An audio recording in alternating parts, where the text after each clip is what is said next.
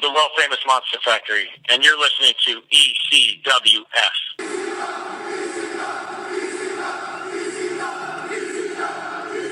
Get the F out. Alright, welcome to episode number 30 of the ECWF podcast. We will not get the F out, we put the F back in. I'm your host, Sean Bicking, coming to you from the Honda Civic Studio in Electric City, Scranton, Pennsylvania.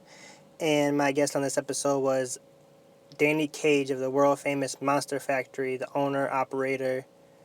He's everything for the Monster Factory. Head trainer. He does it all there.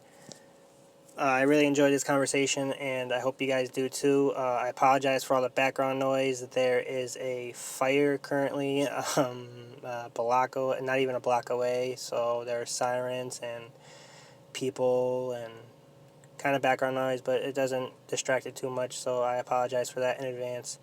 You guys should still enjoy this. A little short one because Danny has a class or a show he's setting up for at the time, so he couldn't stay on real long, which is fine. Hopefully I can have him on again in the future, and maybe we'll do a longer one, but it still turned out good, and you guys will hopefully enjoy it. So without further ado, Danny Cage.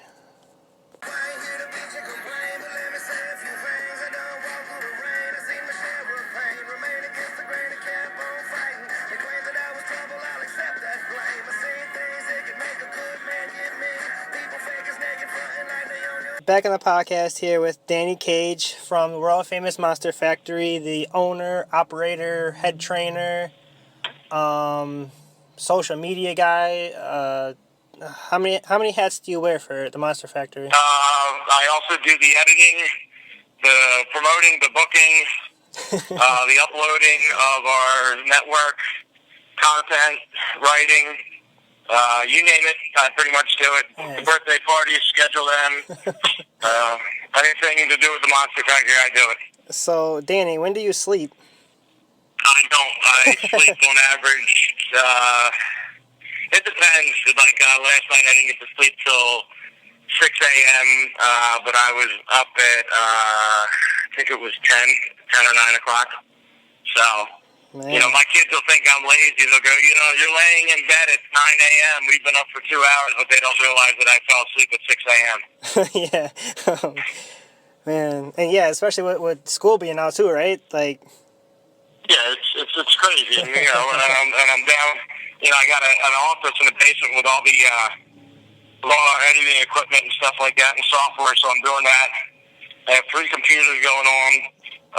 You know, I'm on the social media and everything like that and researching stuff and watching tape, and, you know, I'm in the middle of editing 4 documentaries and then also all our shows and individual matches, because people also want individual matches, edit them up and upload it, so it's pretty crazy. Plus we just had Anthony Bennett in the Cruiserweight Classic for WWE, so Yeah. you know, I was dealing with all that press, and you know, everybody hit me up about that, and you know, Bennett's on his way in actually right now, so Nice. you know, that's why I got like only a couple of minutes to talk, because we also have to set up for our show that we have tomorrow night. That's cool. I wanted to talk to you about. I saw you posted up on Facebook. I think 2 weeks ago, you were at backstage at the TNA pay-per-view. Yeah, absolutely. And you made the statement saying that there's no low morale here. Yeah, everybody was, you know, all smiles. You know, everybody went out as a group afterwards to, you know, the ale house and hung out, and like it was like a really good environment. There was no disarray. It didn't look like anybody was pissed. You know, everybody was happy. Everybody worked hard. You know, what you would expect out of a professional organization. So all these people that say like low morale, I think it's just people trying to stir shit. If I can say shit. Please do. Shit away. Cool. So that's what I think it probably was more people just trying to stir up shit than anything. Yeah. Now, is there any truth to the rumor that there was money issues before the pay-per-view? Like it was in danger of not going on? Yeah, that's not on my level. I have no clue. I was just hanging out backstage, you know, by grilling and hanging out with, you know, Mike Bennett and, you know, Robbie and Shane Helms and them, and nobody said anything about, like, we have money issues. But I mean, You know. did you hear that rumor afterwards though? Yeah, I heard afterwards, but rumors are rumors. I mean, that's why they're called rumors. They're not called facts. Yeah. It seems like every other month TNA is going out of business. Yeah, everybody. I mean, according to the rumors, last year, they were never going to get anybody small at the WWE. You had to be 6'5", 300 pounds to even get looked at. And they just a tournament where our kid who's 160 pounds was in the tournament. Yeah. So. Yeah, man. And that really, and the thing is, like, I'm going to reveal it though, but like he was ready to quit like a couple of years ago because he was so small. He thought it wasn't worth it. Really? But we knew that there was possibly going to do something with the cruiserweight division. So me and Jerry Briscoe, talked him into sticking with it, and now it's paid off. Yeah. Now, you want to talk about your relationship with Jerry Briscoe real quick? I know, like, he does the camps for you and kind of helps you guys out, sending, like, one person. Wait 1 second. I'm just going to kill somebody because, like, this is where you get to hear me destroy somebody because I just got done telling them that I was on the phone. Okay. And I'm doing an interview and someone's running around like a girl. Gotcha. All right. Okay. Everything good? Yeah, just people are assholes. Yeah, I mean, what are you going to do? They think, they think setting up for a show is fun time. It's fun time when you're done setting up for a show. Don't run around screaming like an infant. Yeah. Okay, I want to talk to you also about, obviously, the Monster Factory. You've been... I'm sorry, you started talking about Jerry. Go ahead. Jerry and me became good friends a couple years ago. I used to amateur wrestle, and I knew that he was really into amateur wrestling, so we struck off a cool relationship just talking online and bullshitting back and forth on Twitter. And then I just said, hey, what's it take to get you in here? And he just sent me a cell phone. We talked for a couple times, and we had him in to scout our kids, and he found out right away, that we have a pretty cool gym. It's it's an amateur wrestling gym. Amateur match throughout. We got tons of stuff here, weights, and he liked a couple of our guys. He put one of our guys in for a tryout, and he got hired right off the bat. And that was Steve Cutler. Yeah, from NXT. So that was like one of my first students to get the call, and then he got a couple other tryouts for guys, Punisher Martinez, Nick Camarado, and then he got Anthony Bennett into the Cruiserweight Classic. But like everything he's always done, like I can't thank him enough. Like he always checks with me, like what are these guys like? Are they worth it? So he kind of like my stamp of approval with people, and and Bennett was screwing up at the time, and Bennett almost didn't get that stamp of approval, and it almost got it taken away. But he got his second or third or fourth or fifth chance. So it all worked out for him. Yeah, definitely. Another one I want to talk to you about. Like I said, the Monster Factory. Obviously, you didn't get there till you were in your 20s. The Monster Factory. Yeah. I tried out in '94, then came back and started training and at the end of '97 in '98, and then I was there till about 2005. Okay, now I heard you on a different podcast, not Wikipedia. you said that at a time Stevie Richards got turned away. Yeah, 91 or 2. Stevie Richards had his tryout, and he told him that he would never, he didn't have a shot in pro wrestling, and Stevie, even wrote on a picture he signed for us, thanks for the motivation. Wow, yeah. So now, yeah, that's the way it is. I mean, and we have people that we turn away. Mm-hmm. Whether it be for most of my people that I turn away because of attitude, I've never really said, like, you have no shot of making it, because I don't think that's up to anybody. Right. Somebody in 2011 would have said, does Danny Cage have a chance of running a successful wrestling school? Everyone would have said no. But, I just gave them the finger and ran a successful wrestling school. Yeah, absolutely. So, but the biggest thing we get with turning people away is usually, attitude. either immature or they think they know it all or they're disrespectful, and then we just weed them out and tell them goodbye, and we won't train them. Yeah. So what ultimately led you to training though was your career unfortunately came to an end because of back injury, right? Yeah, herniated discs, L5, L4, and sciatica down the left side. And that's just like, did that happen in a match, or that's just over time? No, it's just just years of doing stupid things in a ring that wasn't designed to have stupid things happen to it.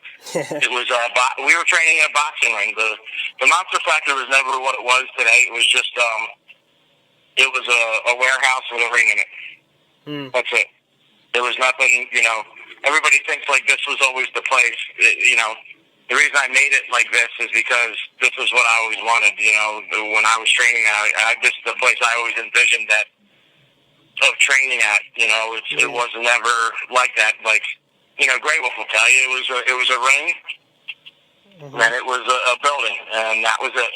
Yeah. And we didn't train in the summertime.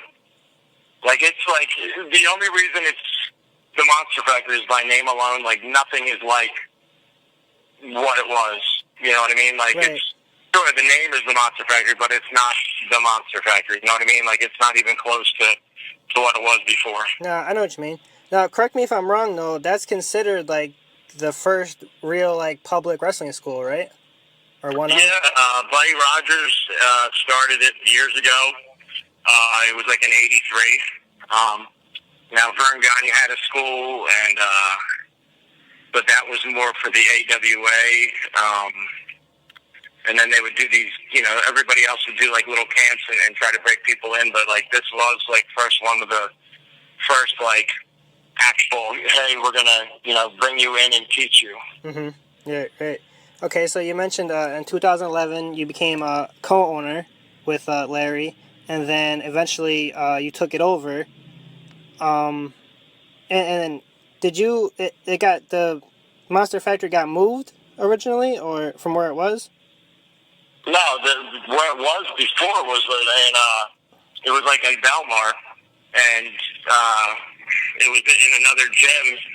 And when Larry, was selling me the school, he just basically was like, we're going to start over from scratch, and they're going to keep all the students in all the rings. And we start with nothing.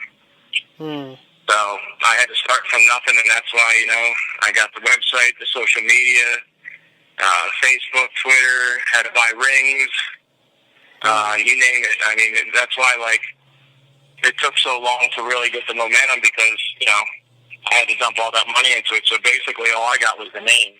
Right. So I'd imagine you're still in contact with Larry today, though, right? No, I haven't talked to him in a while. Oh, really? I'd rather not. Yeah, I'd rather not discuss what's going on with that. But it's me and his sister make sure that he's taken care of. Just it's just a situation I'd rather keep private. Okay, but I mean, just to be clear, he doesn't have any part in it still, right? No. Okay. All right. Not not for years. Okay. So he went to Florida a couple years ago, and Yeah. That's that. I heard the story. Like he asked you for a plane ticket, and then you kind of sent him on his way. Yep. Okay. Yeah, that's pretty much it. And for the longest time, when you called his phone, it was just I'm out of New Jersey. I'm out of the Monster Factory. I'm out of here. 3 strikes. I'm out. I'm going. See ya. Yeah. And like he wouldn't answer his phone. He was just done. So, like I said, there's just other stuff going on. I'd rather not talk about it. No. Keep it private. No problem. So I want to ask you a bunch of stuff, but we're kind of pressed for time. I'm trying to narrow it down here. No, you got a couple more minutes. They're setting up. Okay. Well, some of the names that I've interviewed so far on my podcast, if you could just say like a couple quick things about them. Somebody I'm going to see tomorrow, actually, in Brooklyn, Tony Atlas. Yeah, he's a great guy. Tell him I said hi. Yeah, he was one of the first guys I met. When I took over in 2011, met him at the Amsterdam Hall of Fame in New York. Nice. Okay, Corey Castle. Corey's my man. I love Corey. I was just on a radio show with him. Great guy. Yeah. Smart kid, smart kid and a hustler. Pitbull Gary Wolf. He's the man. I love him. Another one. I mean, another guy who's helped me tremendously. He'll call me up and say how proud he is of me and how far the school's come and what I've done with it, and basically like just keep doing what you're doing and screw everybody else. Him. If these guys are on the list, I'm going to blow your list up, but. The Headbangers, same thing. Ray Odyssey, same thing. Like, these are guys, even Mr. Ooh-La-La, like people that went to the Monster Factory years ago, like, so proud of what I've done with it and all that stuff. And, they know the inside scoop from when I got here till now. So, nice. As long as they got my back, I'm fine with everything. Cool. I had two more names, actually. You mentioned him before, Grey Wolf. Yep. He's surprisingly intelligent, because you look at him and you think he's just a goof. You know what I mean? But he's the best. I love the guy. And the latest one I did was Shaheem Ali. Shaheem's a great guy, a good kid, a real good kid. He's over doing his thing at Ring of Honor, but I call him Dress Socks Shaheem. Because he was wearing dress socks in the ring. I'm not going to let him live that down. So you can take that soundbite and do hashtag Dress Socks Shaheen. There it is. But yeah, he's a great kid, great heart, and a hard worker.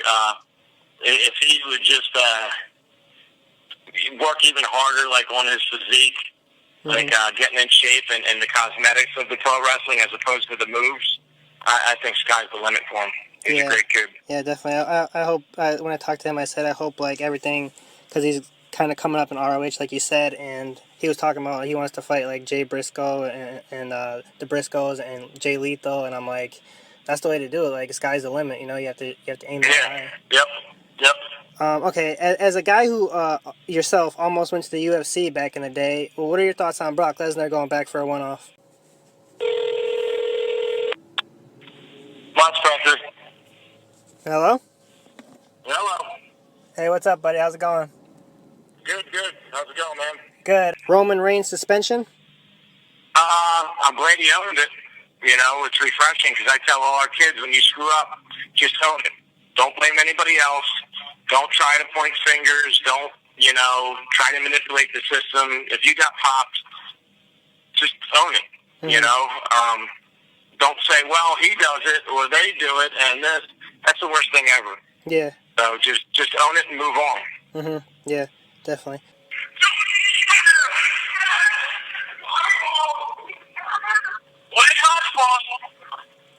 Brock going back to the UFC for a one-off.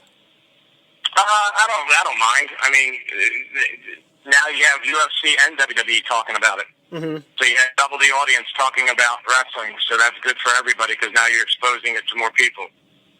So I have no problem. I think it's perfect. Right. I don't know if I was in the minority here, but I felt like, obviously, like, his position in the company, there was kind of a double standard, but... With who? With Roman. Why would there be a double standard?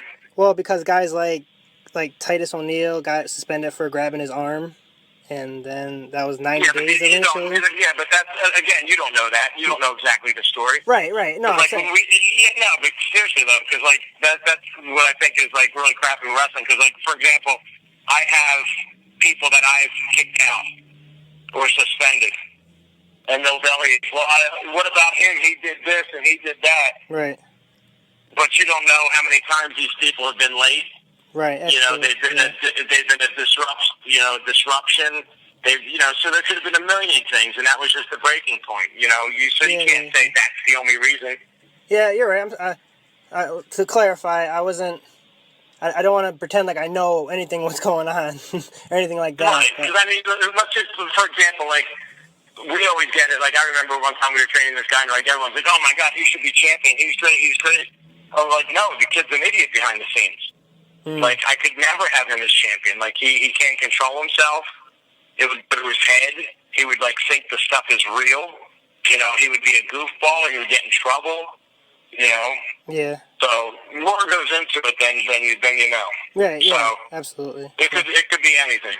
Okay. Do you want to talk about the Monster Factory Super Camp coming up? Yeah, man, we got a camp coming up August 19th through the 21st. They'll have there Rudy Boy Gonzalez, Les Thatcher, Bob Evans, Matt Wichlinski.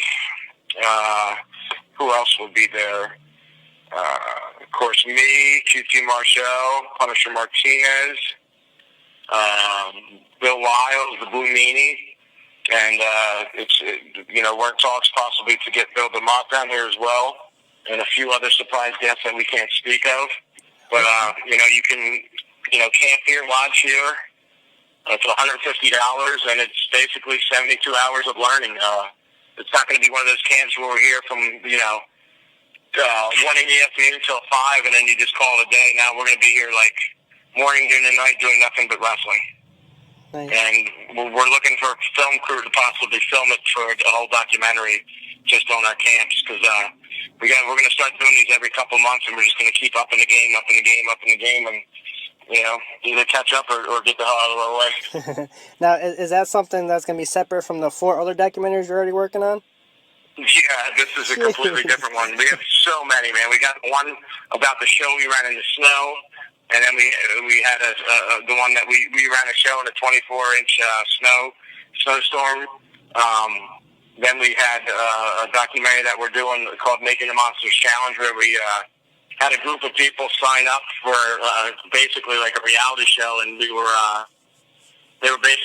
got to train here for months for free, but they just had to follow a set of rules, and they got to experience training here for free.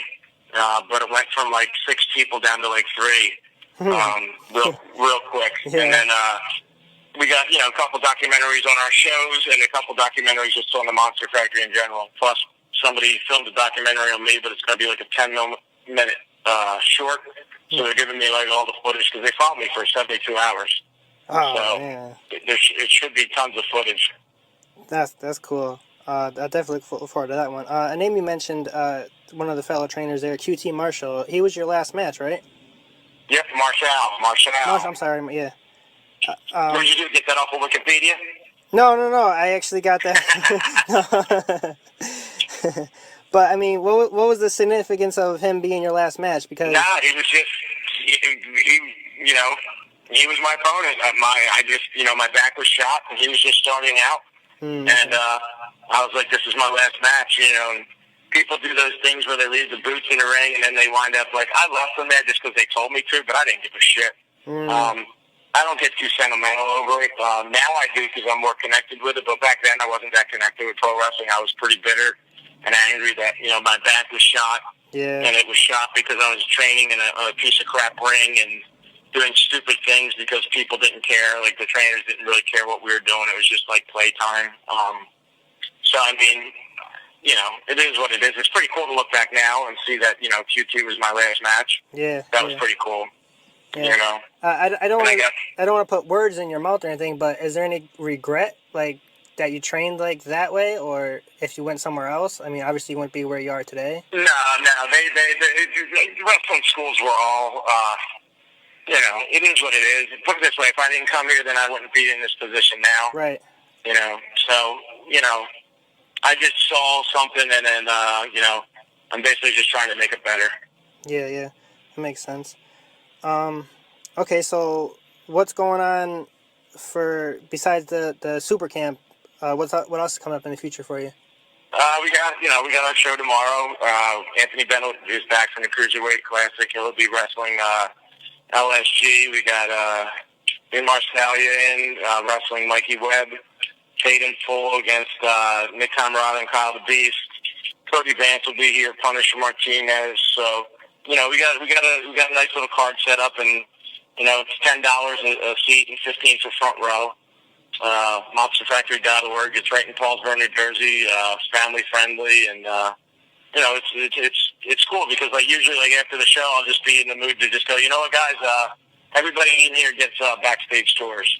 Oh wow! And we'll just take everybody 10 by 10, a couple hundred people, and just bring them through the whole locker room, get to meet all the wrestlers, and then escort them right out the door, and we just bring the next 10 in, and everybody gets pictures, autographs, all that cool shit. Oh, that's pretty neat. Yeah, that's really cool. How often do you guys run shows? We do at least 2 to 3 a month. 2 to 3 a month. Okay. And let me see what else. Oh, if you could pick anybody, dead or alive, for a dream opponent that you could have wrestled. Jeez. Um, that's a toss-up between probably, most people think I'm insane for this, but it's a toss-up probably between Bruiser Brody and Terry Gordy. Oh, okay, old school, nice. Yeah, they were my favorites growing up. Yeah. Just because when they were in there, them and Stan Hansen, just because when they were in there, it looked like you could possibly get murdered. They looked like they were legit just trying to do you bodily harm. Yeah. That's that's a Yeah, good so one. they were my favorite. Yeah, cool. All right. I guess that's all. I'll let you go. I know you have to run and finish setting up and everything. Do you want to throw out your social media plugs in that? Yeah, sure. You can hit up Real Danny Cage on Twitter, Real Danny Cage on Snapchat and Instagram. Also, I run the MFPW Twitter. It's at the MFPW. And the Monster Factory Twitter at the number 4 Monster Factory. And on Instagram, it's at 4 Monster Factory. Our website is monsterfactory.org. Plus, we have our own network that has training, behind-the-scenes footage, matches, everything. It's not only just for wrestling fans, but people who want to get into business or are in the business, and that's the mfnetwork.com. So check that out. You can watch it on Roku, Chromecast, any kind of streaming device, and computer or anything, phone or everything. Nice. So that's about it, brother. All right. Well, Danny, if you ever need an assistant, I mean, because you have a million jobs. Yeah. as long as your price is right, which is zero, I'll take an assistant. But until then, until I get enough, like I said, we built this up from nothing. So until I get enough in the bank here, I'll be doing it all myself. Plus, I'm a control freak, and I like the way things are done a certain way. I got coaches that help me out immensely, but I still always want to be here, with Luis, Punisher Martinez helping training, and Meany and Wiles and QT. It helps me a lot because I don't always have to be in, but I still insist on being in, because when we were training here, it was almost like the nuts ran in my house. So. I mean, are you the type of person that kind of looks long term, or? Absolutely. I wouldn't be doing this unless I thought I was going to be doing this for the next 40 years. I was gonna say, yeah, like you don't have a plan to, like, okay, well, this guy could possibly take over for me, or like you plan on doing it for the long haul.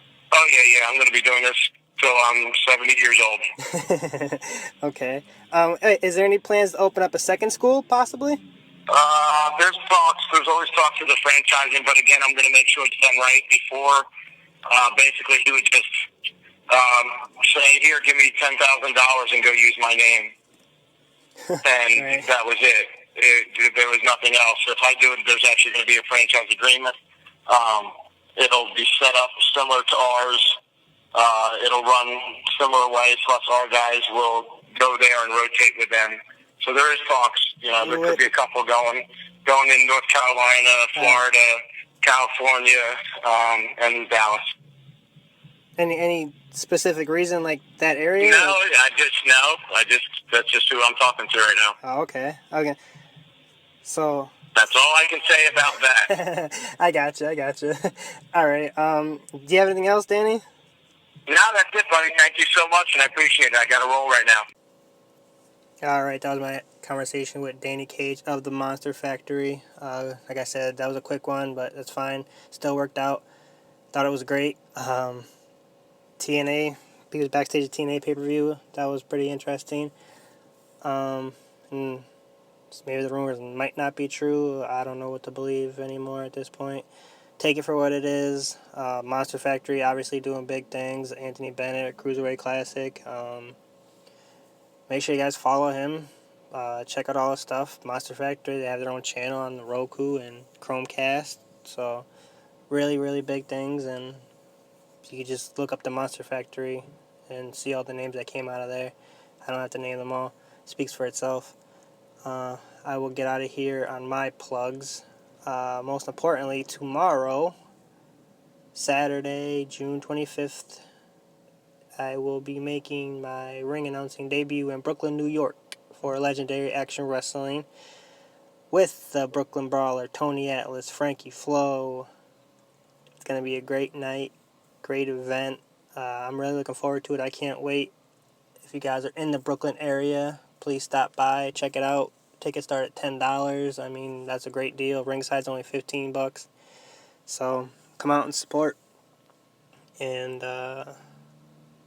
Facebook group page, you guys know the deal already. Electric City Wrestling fans, please join in there, add all your friends. Most importantly, iTunes, subscribe, like, rate, review, all that good stuff. Please tell a friend, pass the word along. Help me out so I can continue to keep doing this for you guys, because I really enjoy it. And I hope you guys enjoy it and continue to support me. So until the next one, I will catch you guys then. Places.